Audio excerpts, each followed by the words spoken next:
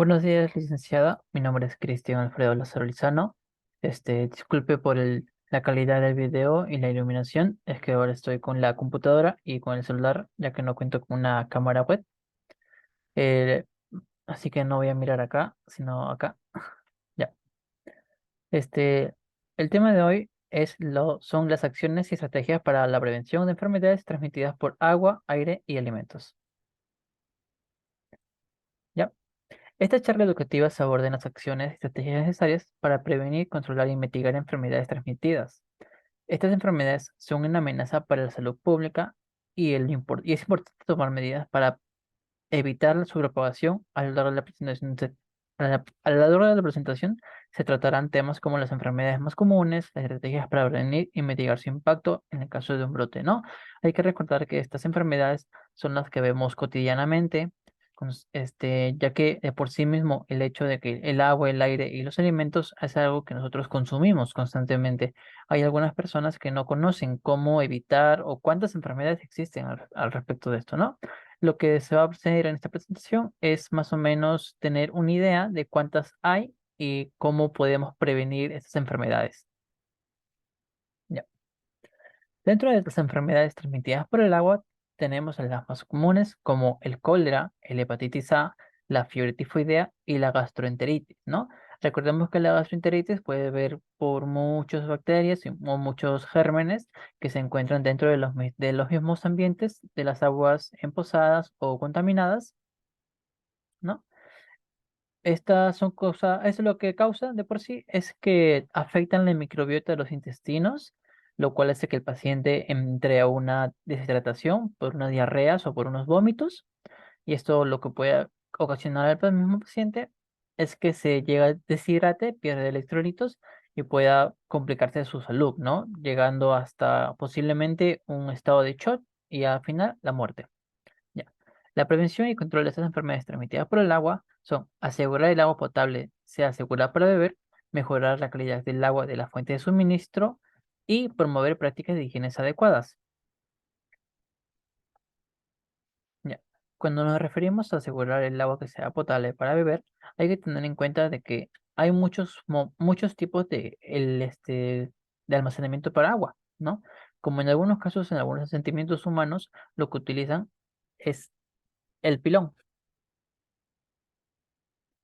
Es un pilón que es un tanque en la parte superior en el cual distribuye a casas, a cada uno, o los mismos que venden los aguateros. En su gran medida, por no decir todos, esta agua de por sí no está siendo tratada correctamente. Algunas contienen gérmenes o bacterias o virus, y lo cual no hace que esta agua sea bebible, ¿no?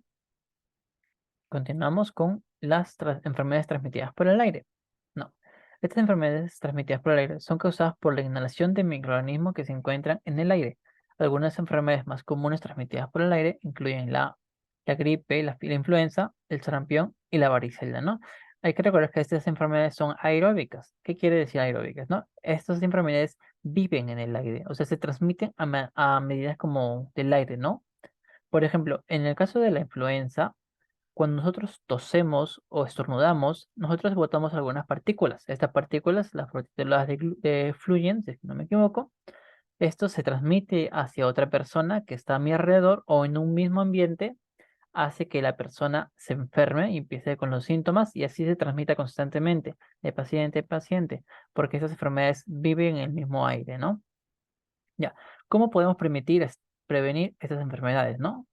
Lavarse las manos frecuentemente, el uso de las mascarillas en ambientes contaminados, como pueden ser los hospitales, en un domicilio donde hay un paciente con TBC. Hay que asegurar que los sistemas de ventilación estén correctamente. O sea, ¿qué quiere decir esto, no? Que haya ventilación en el mismo ambiente, que estén las ventanas abiertas, que entre el sol correctamente, para que pueda eliminar estos agentes. Ya. Las enfermedades transmitidas por alimentos. Las enfermedades transmitidas por alimentos son causadas por la ingestión de alimentos contaminados con microorganismos patógenos, toxinas o sustancias químicas. Estas enfermedades pueden ser leves o graves, en algunos casos ser mortales, ¿no? Como el mismo refiere el texto que has escrito, este, a nosotros no tener un correcto criterio de hacer los alimentos, de cocinarlos o de que tengan una buena temperatura en el ambiente, hace que se generen y se propaguen mismos gérmenes dentro de ellos, lo cual una vez nosotros lo ingerimos, afecta a nuestro mismo sistema microbiano, ¿no? El que nosotros mismos tenemos. ¿Qué quiere decir? O sea, lo que nos va a producir o lo que nos va a provocar serían lo mismo, ¿no? Diarreas, vómitos, lo cual llegaría a un plazo de que llega el paciente en un estado de shock y ya a lo largo a una complicación mucho más mayor serían los casos mortales, ¿no? ¿Quién sería lo más común, por así decirlo, ¿no? Sería en el caso de los huevos, que no sé, que algunas personas no los lavan antes de consumirlos, ¿no? Hay que recordar que estos huevos, dentro de las heces de los mismos pollos, ahí se almacenan una gran cantidad de toxinas, gran cantidad de patógenos, perdón, ¿no? Y de ahí nosotros mismos nos enfermamos porque no tenemos conocimiento de cuáles son las complicaciones que pueden venir, ¿no? Ya.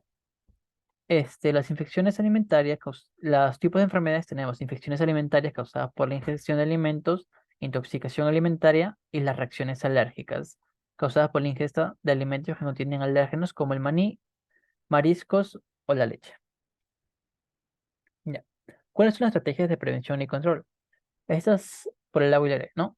Para garantizar la salud y bienestar de la población, algunas estrategias efectivas incluyen manejar una buena higiene personal, asegurarse de que los alimentos estén bien cocidos y almacenados adecuadamente para prevenir la contaminación bacteriana, lavarse las manos con frecuencia y usar desinfectante de manos cuando no sea posible, lavarlos con agua y con jabón, mantener una buena calidad del agua potable a través de la cloración y otros tratamientos adecuados, controlar la calidad del aire y reducir la exposición a contaminantes mediante la implementación de políticas de regulación ambientales, promover la vacunación y el uso de equipos de protección personal para prevenir la propagación, ¿no?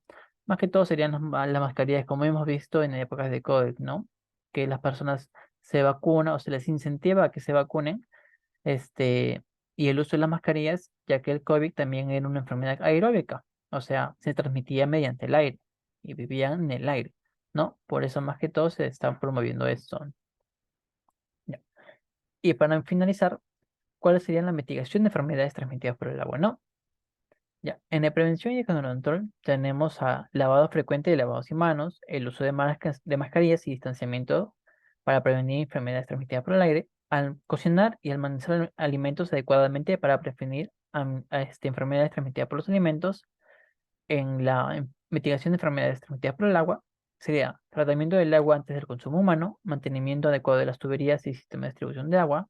En el aire tenemos el uso de filtros y purificación en interiores, mantenimiento adecuado de sistemas de ventilación y aire acondicionados, mitigación de enfermedades transmitidas en los alimentos. Tenemos cocinar los alimentos a temperatura adecuada, almacenar los alimentos adecuadamente para evitar la contaminación cruzada, ¿no?